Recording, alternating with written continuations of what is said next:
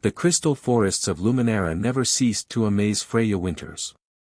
Even after 3 years on this alien world, she found herself stopping to admire how the translucent trees caught the light of the twin moons, creating rainbow cascades that danced across the forest floor.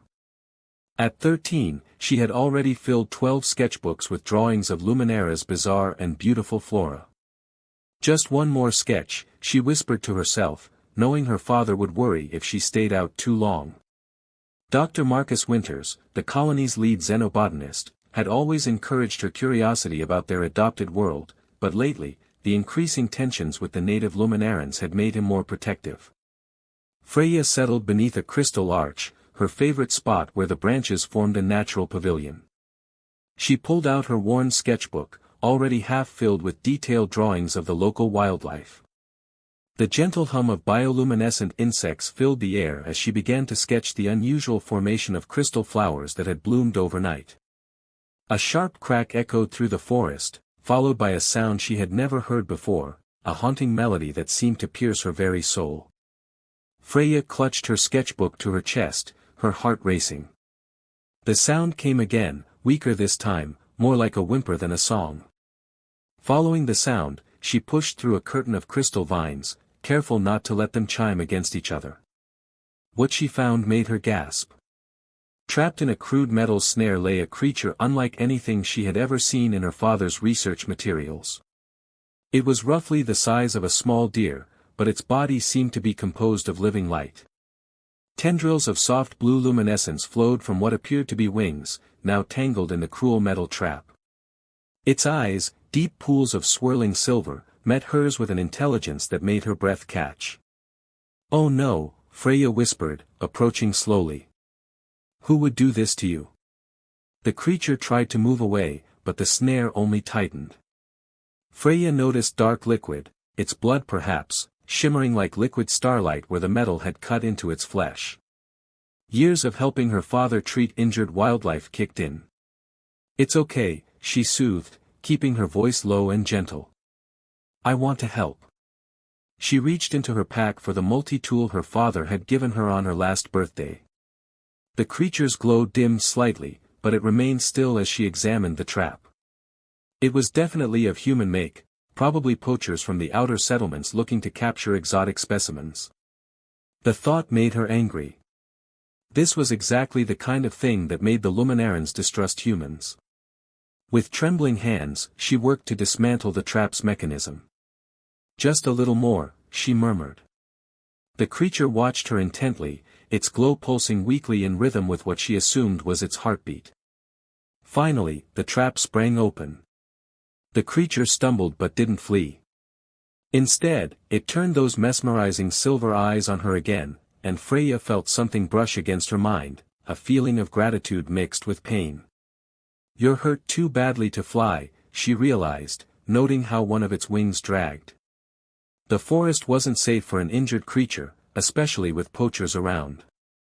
She knew of some caves nearby, hidden behind a waterfall of liquid crystal, a perfect hiding place while it healed. "I can help you," she said, slowly extending her hand. "There's a safe place not far from here." To her amazement, the creature pressed its muzzle against her palm. Its touch sent tingles through her arm, like gentle electricity. The sensation wasn't unpleasant, rather, it felt like the first warm breeze of spring. Together, they made their way through the forest, the creature leaning against her when its strength faltered. Freya knew she should tell her father, but something held her back. This felt important, private somehow, like a secret the forest itself had chosen to share with her. What she didn't notice, as she helped the wounded creature into the cave, were the eyes watching from the crystal canopy above. Nixon, a young Luminaran scout, had witnessed everything. His people had been searching for this missing spirit guardian for days, and now he had found it, in the hands of a human child. He should report this immediately to the elders. It was forbidden for humans to interact with the sacred guardians. And yet, he hesitated. The gentle way the girl had freed the guardian, the clear concern in her actions, it went against everything he had been taught about humans. As darkness fell over the crystal forest, both Freya and Nixon made choices that would change their worlds forever. She chose to protect a creature she didn't understand, and he chose to keep her secret, for now. Over the next week, Freya's life fell into a new rhythm.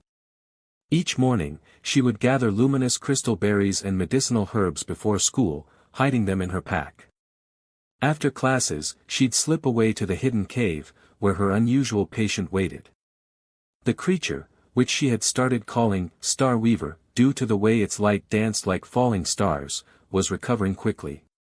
Its wounds had sealed into shimmering silver scars, and its broken wing now moved with greater strength. But what fascinated Freya most was the growing connection between them. "I had the strangest dream last night," she told Starweaver one afternoon, applying a poultice of glowleaf to its healing wing. "I saw through your eyes, soaring above the crystal forests. The colors were different, more vibrant, like music made visible." She paused as Starweaver's glow pulsed gently. "That wasn't a dream, was it?" The creature touched its forehead to hers, and images flooded her mind, vast migrations of light beings dancing through aurora-filled skies, crystal spires singing with ancient power, and depths of wisdom that made her head spin. Starweaver was showing her its world, its people, the true nature of Luminara that humans had barely begun to understand. "Remarkable," a voice said from the cave entrance. "It's sharing the song memories with you." Freya spun around, her heart racing. A Luminaran boy stood there, his iridescent skin catching the cave's crystal light. He appeared close to her age, though she knew Luminarans aged differently than humans. What struck her most were his eyes, they held the same swirling patterns as Starweaver's. "Please," Freya stepped forward, placing herself between the stranger and Starweaver. "I can explain." "No need," he said, raising his hands in a peaceful gesture. "I've been watching since the day you freed the Guardian. I'm Nixon. You've known all this time. Why haven't you told your people?" Nixon moved closer, his movements fluid and graceful. "Because you've done something unprecedented. The Guardian chose to stay with you, to share its memories. That hasn't happened with a human before." Freya relaxed slightly, though confusion clouded her features. "What exactly is Starweaver?" "I mean, I know it's special, but..." "We call them the Luminari," Nixon explained, settling cross-legged on the cave floor. "They're the original inhabitants of this world, ancient beings of pure energy who taught our ancestors to sing the crystal songs." He gestured to the cave walls, where crystal veins pulsed with soft light. "Everything you see, the crystal forests, the singing stones, they helped create it all." Starweaver moved between them, its light touching both their faces. Suddenly, they were sharing the same vision, a younger planet, where Luminarans and Luminari worked together to shape the world, using songs to grow crystal forests and raise mountains. When the vision faded, Freya found tears on her cheeks. "That's beautiful. But why show us this now?" Nixon's expression grew serious. "Because things are changing. The poachers who hurt the Guardian, they're not the only threat. Some humans have discovered that Luminari essence can be crystallized into an incredibly powerful energy source. There are those who would hunt them all for profit." "That's horrible," Freya exclaimed. "We have to stop them." "It's not that simple," Nixon sighed. "My people are divided. The elders want to cut off all contact with humans, while others believe cooperation is the only way forward. And now..." He looked meaningfully at Freya and Starweaver. "Now we have you, a human child who has somehow earned a Guardian's trust." Starweaver's light pulsed urgently, and both teenagers gasped as another vision filled their minds, dark shapes moving through the crystal forests, setting more traps, drawing ever closer to the sacred grounds where young Luminari grew. "They're coming," Nixon whispered, jumping to his feet. "The poachers, they're planning something big." Freya felt her chest tighten with fear and determination. "Then we have to warn everyone. Both our peoples." "The elders will never listen to a human," Nixon protested, but there was uncertainty in his voice. "They'll have to," Freya said, gathering her supplies. "Because if we don't work together, we'll lose everything that makes this world special. She turned to Star Weaver, who was already moving toward the cave entrance. You're strong enough to fly now, aren't you? You've just been staying to teach us. The creature's glow brightened in confirmation, and its wings stretched out, fully healed. Freya felt a bittersweet ache in her chest. She had grown to love this mysterious being, but she had always known their time together would be temporary. My father, she said suddenly, turning to Nixon. He's the colony's xenobotanist. He studies the connection between the crystal forests and Luminaran culture. He might be able to help us prove why the Luminari need to be protected. Nixon studied her for a long moment, his bioluminescent markings shifting with thought. Finally, he nodded. The elders teach us that change is like a crystal, it grows slowly, but once it begins, it creates new patterns that can't be undone. He held out his hand to her. Perhaps it's time for a new pattern. As Freya took his hand, Starweaver's light enveloped them both. In that moment, they weren't human and Luminaran, they were simply two young people trying to protect a world they both loved, bound together by a creature that saw beyond the boundaries their peoples had created. But time was running out. The Poachers were coming, and with them, a confrontation that would test not only their newfound alliance but the very future of human-Luminaran relations.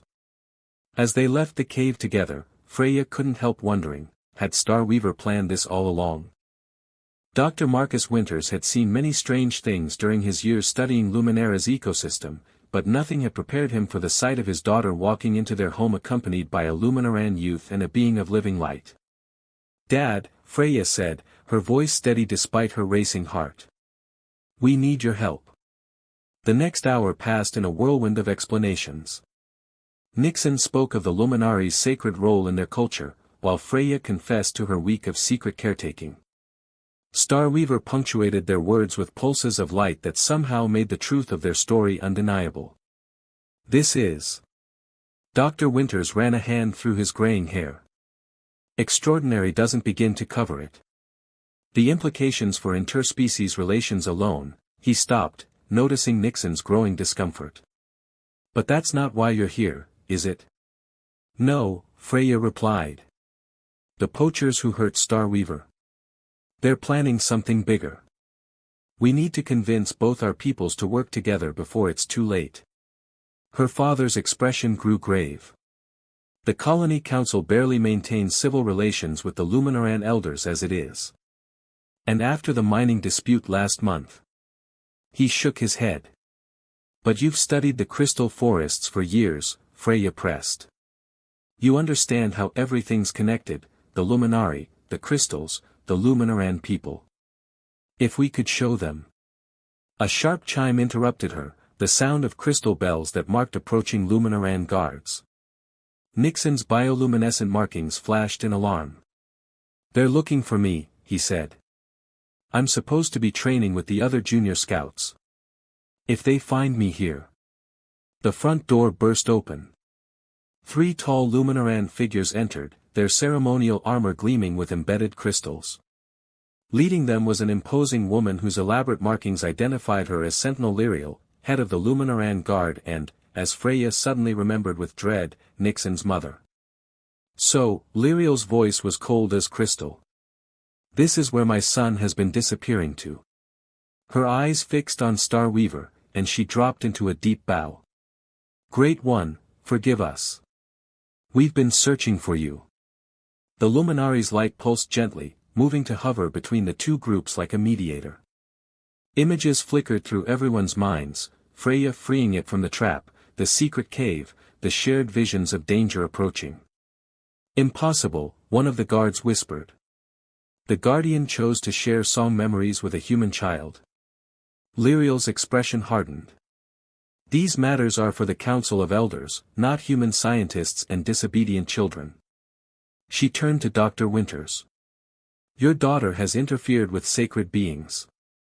The treaty. The treaty doesn't cover this situation, Dr. Winters interrupted, his academic demeanor giving way to parental protection. And if what they've discovered about these poachers is true, we have bigger problems. Problems best handled by those who understand their significance, Lyriel countered. She gestured to her guards. Take them all to the Crystal Spire. The elders will decide their fate. The journey to the Luminaran city was tense. Freya had only seen the Crystal Spire from a distance, a towering structure that rose from the heart of the crystal forest like a frozen waterfall. Up close, she realized the entire thing was alive, humming with the same energy that flowed through Starweaver. They were led through corridors that sang with every footstep, past chambers where Luminaran scholars worked with floating crystals that responded to their touch. Under other circumstances, Freya would have been fascinated. Now, she could only worry about what awaited them. The council chamber was a vast dome where crystal columns rose like ancient trees. 7 elders sat in a circle, their aged markings glowing with accumulated wisdom.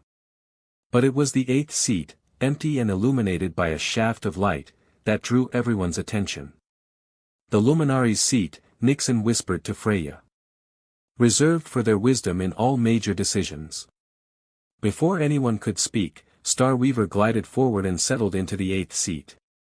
The chamber erupted in murmurs of astonishment. The eldest council member, his markings a complex web of light, raised his hand for silence. In all our records, no guardian has chosen to participate directly in council matters. Yet here one sits, brought by a human child and the son of our sentinel. Honored elders, Lyriel stepped forward. This breach of tradition. Tradition? Freya couldn't stay quiet any longer. While we argue about traditions, people are out there hunting the Luminari. They're not just poaching individuals anymore, they're planning something bigger. Starweaver showed us. Silence, one of the elders thundered, but Starweaver's light flared brilliantly, and suddenly the chamber was filled with visions, dark ships landing in remote areas, crews setting up strange equipment, crystals being harvested and processed into weapons. When the visions faded, Dr. Winter spoke softly but firmly. My research suggests the crystal forests are more than just beautiful structures, they're part of a living network, maintained by the Luminari for millennia. If these poachers succeed in their plans, the damage won't just affect the Luminari. It will impact the entire ecosystem, including the Luminaran people. The elders conferred in whispers while Starweaver's light pulsed steadily from the 8th seat. Finally, the eldest spoke again. We have long believed that humans would bring only destruction to our world. Yet here stands a child who risked everything to help a guardian, and a scholar who seeks to understand rather than exploit. He turned to Lyriel. And your son, Sentinel, who chose to trust his heart over his training. Perhaps it is our traditions that must adapt, or we will surely perish. But before he could say more, a young scout burst into the chamber, his markings flashing urgent patterns. Elders. The poachers, they've breached the sacred grove. They have weapons that disrupt the crystal harmonies, and, he stumbled. They're not just poachers. They bear the insignia of the Stellar Mining Corporation. Freya grabbed Nixon's hand as gasps filled the chamber. The corporate logo she'd glimpsed in Starweaver's visions suddenly made terrible sense. This wasn't random poaching, it was an organized attempt to exploit Luminara's most sacred resources. As chaos erupted in the council chamber, Freya met Starweaver's silvery gaze. The Luminari rose from the 8th seat, its light encompassing her and Nixon once again. In their minds, a new vision formed, not of the past, but of a possible future, one they would have to fight for together. The sacred grove was chaos when they arrived. Stellar Mining Corporation's crews had set up massive sonic disruptors that sent painful waves through the crystal formations, disrupting the ancient harmonies that sustained the forest. Several Luminari lay trapped in energy nets, their light flickering weakly. Those frequencies, Dr. Winters said, checking readings on his tablet. They're not just disrupting the crystals, they're torturing the Luminari. Freya watched in horror as corporate guards in mechanized suits rounded up the captured beings of light. Leading them was a sharp-featured woman in an executive's uniform, her collar bearing the silver stars of a corporate director. Director Reed, Sentinel Lyriel's voice cracked like thunder. Your corporation signed treaties respecting Luminaran sovereignty. The director smiled thinly. Treaties concerning your people, yes. But the Luminari aren't people, are they? They're energy beings. Natural resources. And my shareholders are very interested in natural resources. Starweaver suddenly shot forward, its light blazing like a newborn star. The other captured Luminari responded, their collective glow building to blinding intensity. But Director Reed merely tapped her wrist console, and the sonic disruptors pulsed. The Luminari's light dimmed as they writhed in pain. Impressive light show, Reed said. But we've studied your sacred beings for months. We know exactly how to contain them. Nixon grabbed Freya's arm. The crystals, he whispered urgently. Remember what I taught you about the song patterns? Freya nodded. During their secret meetings, he'd shown her how Luminarans could create harmonies with the crystal formations, though her human voice could only manage the simplest tunes. But now, she looked at the massive crystal spires surrounding the grove, then at her father's tablet showing the sonic frequencies. Dad, if we could match the disruptor's frequency but phase shift it through the crystal matrix, we could create a resonance cascade. Dr. Winters finished. But it would take dozens of singers working in perfect harmony. Then it's fortunate, said the elder's voice behind them, that we have brought dozens. The entire council had arrived, along with a chorus of Luminaran crystal singers. What happened next was like nothing Freya had ever experienced. As corporate guards raised their weapons, the Luminaran chorus began to sing. The crystal spires vibrated in response, picking up the harmony. Dr. Winters worked frantically at his tablet, matching and inverting the disruptor's frequencies. Freya found herself joining in, her human voice blending with Nixon's Luminaran tones. Starweaver's light pulsed in time with their song, creating a bridge between the different harmonies. The captured Luminari began to resonate with the counter-frequency. Director Reed's confident smile faltered as her equipment readings went haywire. Stop them, she ordered, but it was too late. The crystal spires erupted in symphonic light. The sonic disruptors overloaded and shattered. Energy nets dissolved as the freed Luminari rose into the air, their light joining with the crystal song. Corporate guards stumbled, their mechanized suits short-circuiting. In the chaos, Director Reed tried to flee but found herself face-to-face with Sentinel Lyriel. The corporate director reached for a weapon, but faster than human eyes could follow, Lyriel's crystal staff struck Reed's hand, sending the weapon flying. You know, Lyriel said coolly, I'm actually glad you broke those treaties. Now we can write new ones, with much stricter terms.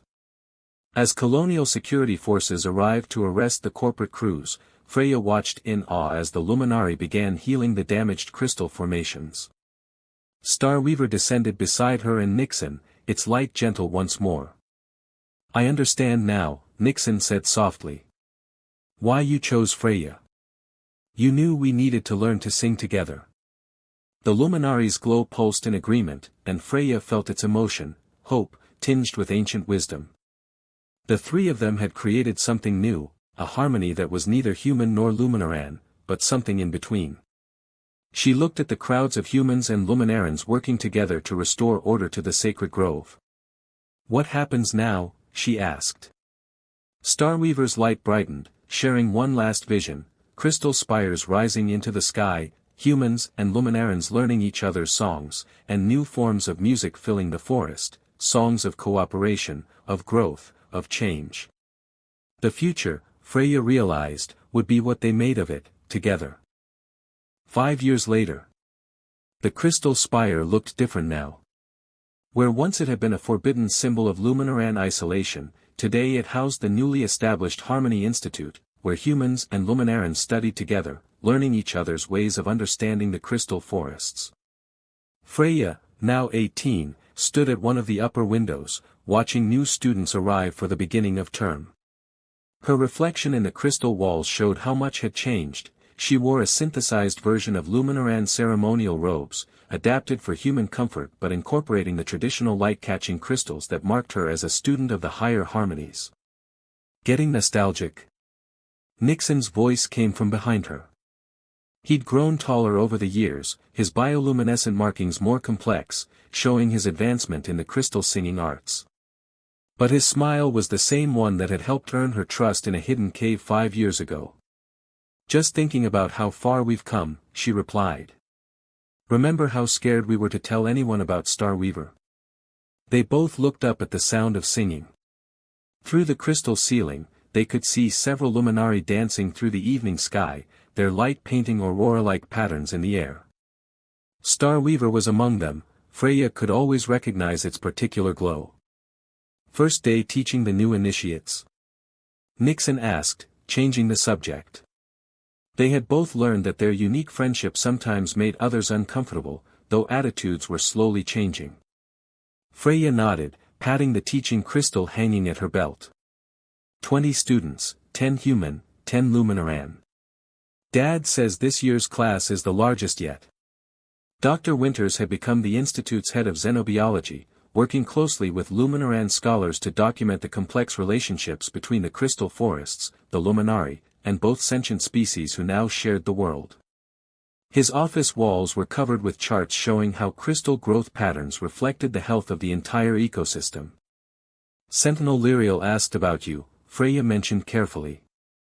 Though Nixon's mother had become one of the strongest advocates for cooperation between their peoples, she still struggled with her son's choice to spend so much time with humans. "Mother is adapting," Nixon said diplomatically. "She's even agreed to teach advanced crystal resonance theory to human students next term." He paused, then added more quietly, "She asked me to tell you that your harmonics are improving." Coming from her, that's practically a love song. Freya laughed, then caught herself as several crystal formations chimed in response to her joy. Learning to control her voice's effect on the living crystals had been one of her biggest challenges.